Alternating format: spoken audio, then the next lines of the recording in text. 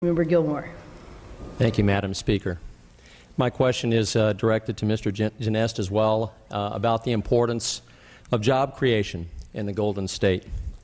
The federal unemployment rate currently is 6.7, but California's unemployment rate is 20% higher at 8.2%.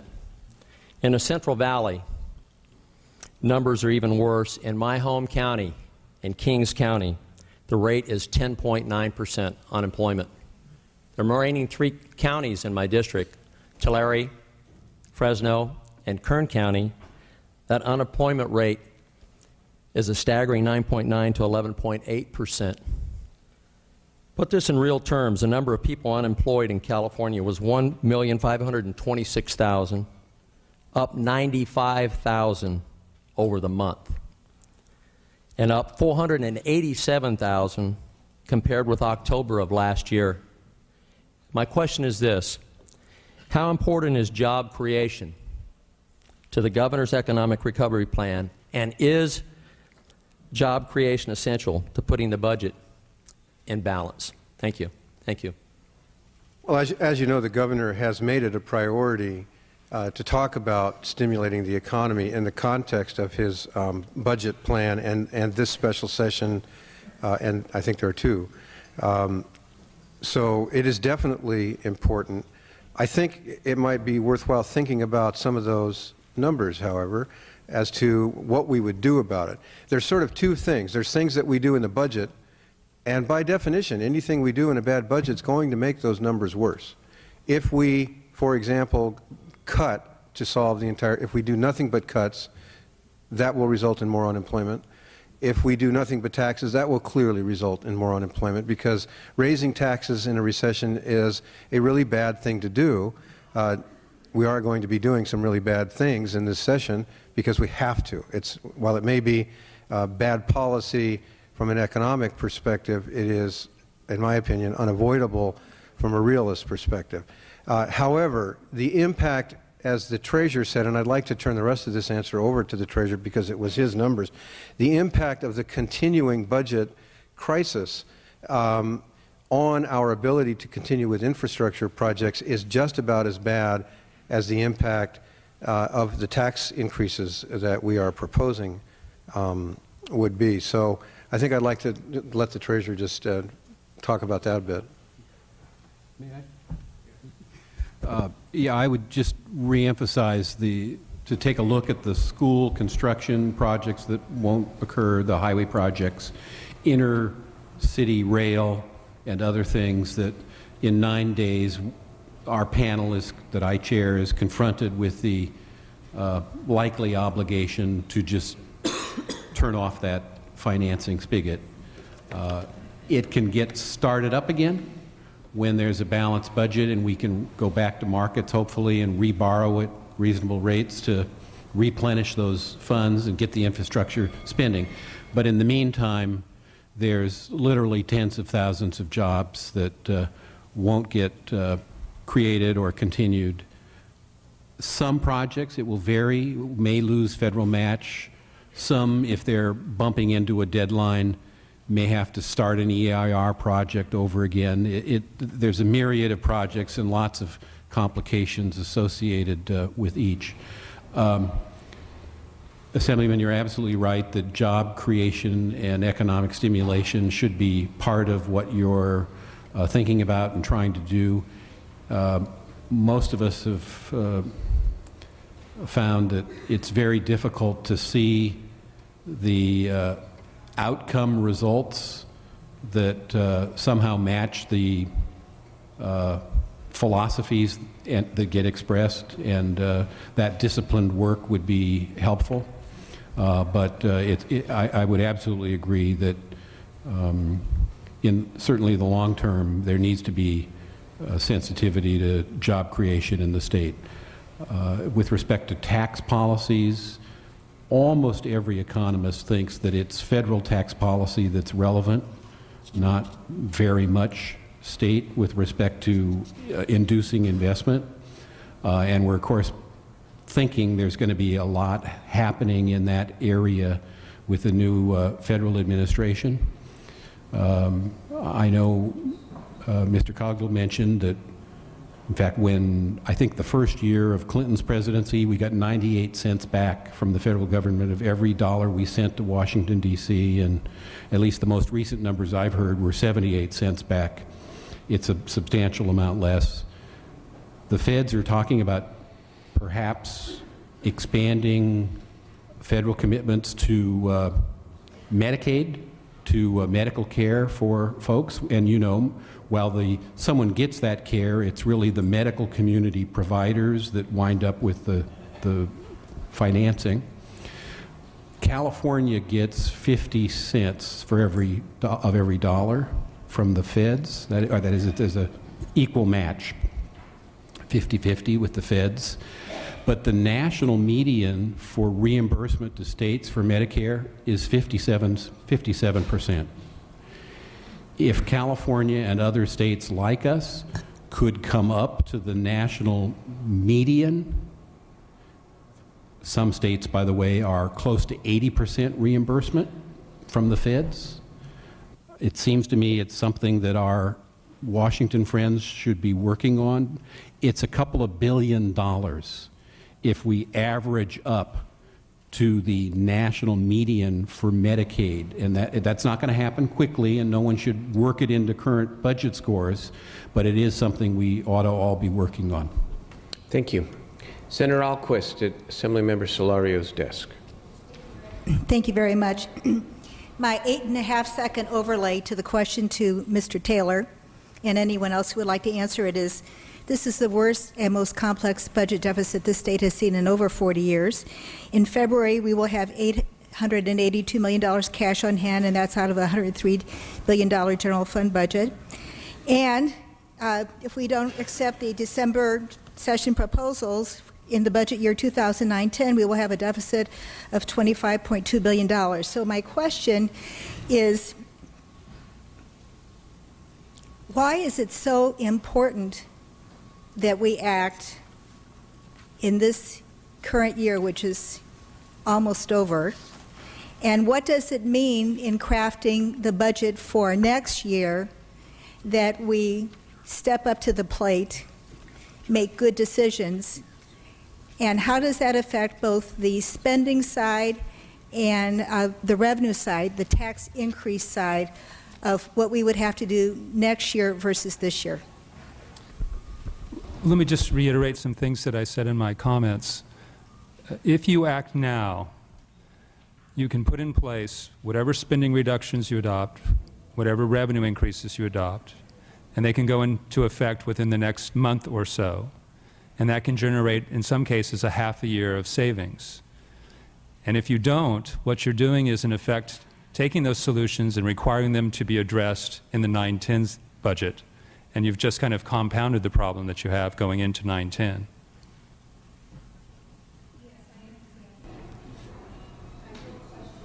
Is the mic on?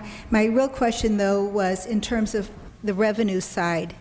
What are we really looking at? And maybe we're not able to answer this today, but what are we really looking at in terms of any tax increases now versus not doing that, and the magnitude exponentially of having to do that next year? Because I, for one, think, you know, we have to cut, but we also have to have some new money coming in. And the economy is not going to help us for quite a while. Well, again, the administration had, in the current year, had about half and half. So of their solutions, which they, again, said have eroded in their benefit to the state, but they had about $4.5 billion of each. So if you don't start those revenue increases, it just means you have to find a similar amount of either increases in the next year or additional expenditure reduction. Pardon me? Absolutely. Next year. Absolutely. Okay. Before I call on the next person, I just want to do a time check. It's 4:30. We want to go 30 more minutes. We have 8 assembly members wanting to ask questions, 5 senators. So can I ask you to please get to the question quickly? Assemblymember Liu. Thank you, Madam Speaker. When the governor called a special session, he also included 2 additional topics, mortgage reform and foreclosure prevention. California has record levels of foreclosures. Questions for Controller Chung, if you could talk about foreclosures and its effect on the budgeting economy. Absolutely. Thank you, Assembly Member. It is clear at this particular juncture in the economy that we need to build a measure of stability into the volatile elements of the economy. What is taking place, as many of us are well aware, when we pulled out of the recession at the beginning portion of this decade, it was in fact real estate that helped California. The most volatile portions of the income stream tied to the personal income tax, which is the largest source of state revenues, is capital gains. The major components of that are either public equities or real estate. And in fact, if you think about the impact not to just an immediate household, but how it has an impact upon state, we had significant job creation for the fastest areas of employment growth in California at the beginning of the decade were real estate agents, mortgage bankers and brokers, construction contractors, and then fourth-related architects and engineers. So it added to all 3 major revenue streams that we all identify: personal income taxes, corporate taxes, and the transactional taxes, most of us know it as the sales tax. So if we can build some type of basing, or as common parlance is, bottoming of that stability, I know you have introduced legislation which I think would assist us to a significant degree that would help to start to create a bottom. What we don't have in the market today is we don't understand what the basing or bottoming is taking place in regards to the mortgage market. Now, that has been magnified because we have significant unemployment issues in the state of California. On national and global issues, we have liquidity, solvency issues. We have a lowering of the principal commodity, oil, so that is not as much of a factor as it was in the second quarter of this year. So I would strongly encourage that type of action that the governor and you have forwarded in regards to create a market. And also, it helps stabilize. Once people know that they are going to be in a house, then they can decide what they're going to do. They have to address additional issues that are rising in the economy, including personal credit card debt, the lack of purchases in regards to automobiles. But then if they know that they've modified the language of their loan, they can start to perhaps add to their house, buy some paint, buy some furniture, and that will have a positive effect net to the California and national economy. Thank you. Senator Dutton.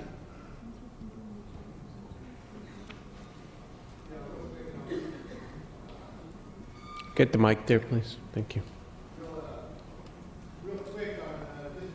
They don't have the mic on. Excuse me, you're at Mr. Nielsen's desk? Yes, I am. There you go. Thank you. Yeah, thank you. Forbes magazine happens to disagree with where California ranks as far as attracting businesses. They actually rank us down in the low 40s. As a matter of fact, almost dead last as being a state that has an attractive regulatory climate with regards to businesses who are looking to expand or invest or taking a look at locations. So I'll get that information for you and share that with you. But that is a real problem. However, with regards to taxation, do you think there's any level of taxation that affects the economy, and do you believe that business decisions will be affected by California's tax climate? You made the comment about the feds, but there are other states that are beating us as far as getting some new business, like Mississippi did with Toyota.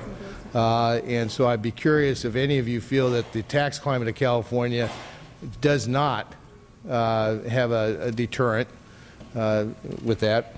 Also, with regards to your expenditures, and this is really for the LEO and Department of Finance, based on your expenditure projections, which programs are going to be the major cost drivers in the near future?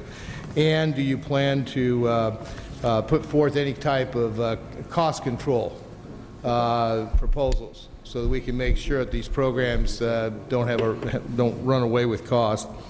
And also, I'm kind of curious with the given recent stock market turmoil, and specifically regarding employee compensation and pensions, what are the budgetary risks with regards to unfunded liabilities for retiree health and pension programs? And is there any kind of reforms that the administration is proposing or anybody else has thoughts on that we ought to consider now and also next budget? 90 seconds to answer those 5 questions, all right? It's okay. If you can be brief, because we do have other questions, and if you can focus most of the answer on, again, what we need to deal with over the next 30 days, we'd appreciate it. Well, let me start very quickly. Taxes do matter. As the Treasurer said, they don't matter as much as the Fed's, but they do matter, and the cumulative effect, along with a lot of other factors, can make a difference. I don't think there's any question about that. As far as expenditure growth, we're projecting that the fastest growing programs in terms of general fund will be IHSS, SSI, SSP, and Medi-Cal, and debt service, because of the spate of new bonds that have been approved by the voters. Those would be the fastest growing areas over the next 4 or 5 years. And we essentially agree with that. I think we should also note that over the last 10 years, Proposition 98 has not grown very fast at all, about 2.6%, if you take out some of the effects of the various property tax shifts that have occurred. 2.6% annual growth. However, part of that is because of the reductions that we are allowed to take in Proposition 98 in a test-3 year, and those build up maintenance factors. So paying off that maintenance factor, which could be $4 billion or so, depending on where we end up, is going to end up being a cost driver. Just as once we drop it down, we have to bring it back up. So I think Proposition 98 in the future will be a growth item as compared to in the past, when it was not much of a growth item on a percentage basis anyway. I agree with Mr. Taylor on taxes. Virtually every tax affects investment or the business climate in a negative way. That's the nature of taxation. But they're also necessary, and so you have to balance the impact against the need. We think the governor's proposal accomplishes that by having a more or less equal distribution between tax increases and spending reductions. As far as the unfunded liability, you have recently enacted a leveling in PERS, so that will help a little bit absorb the great increase in unfunded liability that they have experienced as a result of the stock market decline. But there's really no way around it. That's going to be a big cost driver in the future as well. Assemblymember DeVore, who promises to be brief. Thank you, Madam Speaker. This question is for Mac Taylor, the legislative analyst.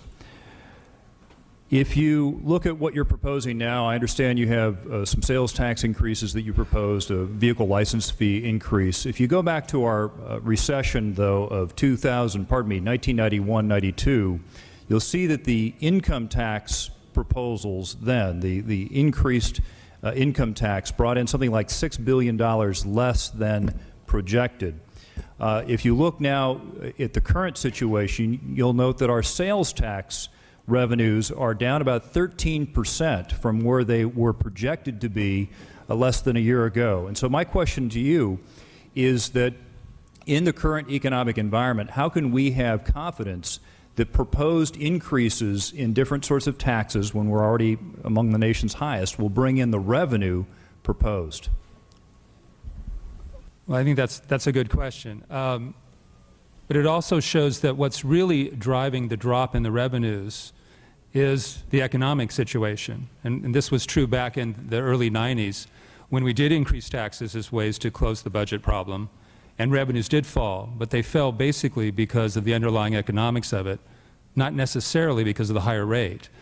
That may have contributed somewhat, but our estimates, when we do them on proposed tax rate increases, we try to take into account the behavioral effects. Maybe in some cases we underestimate those, but we do try to take those into account when we do the estimates.